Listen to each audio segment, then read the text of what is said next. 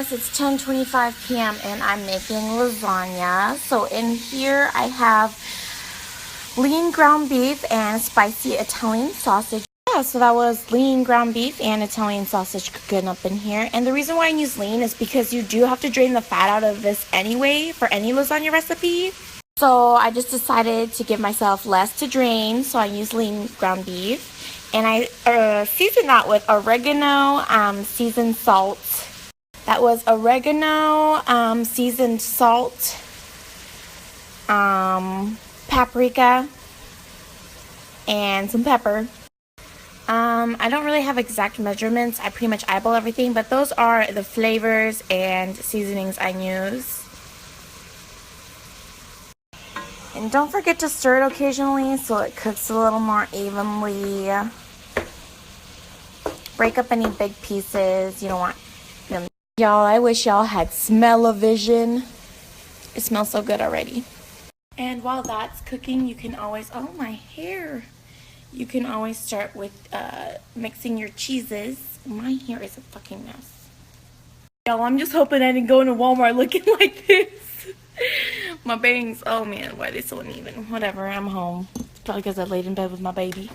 Okay, like I was saying, while you're waiting, you can mix your cheeses. I use ricotta cheese and mozzarella cheese. All that crunching, y'all don't even know what I was talking about. So I use part skim low moisture mozzarella cheese. I got great value because it's the cheapest. And it's actually really good. And I always use Galbani ricotta cheese. It's just my favorite. This one's made with whole milk. It's really good stuff, good quality, tastes delicious. Like I said, don't forget to stir just so everything cooks a little evenly. You do want to get your meat pretty brown. Definitely more of a toss than stir. I mean, it's meat.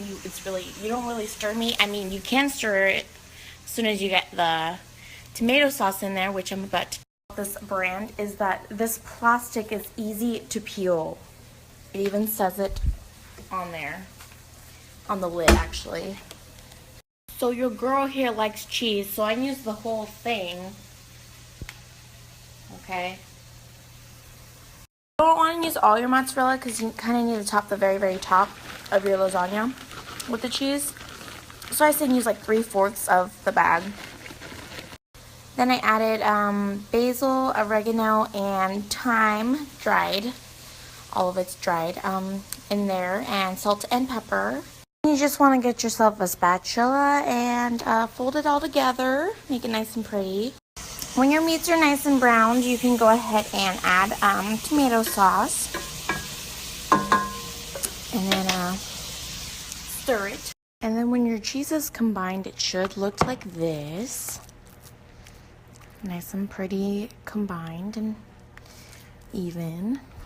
Alright, and now you're ready to ladle your meat sauce down on the bottom of the pan first.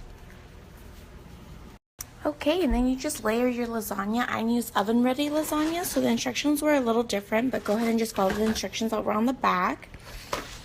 So the order is meat sauce on the bottom, so the pasta steady, then pasta, cheese mixture, and repeat.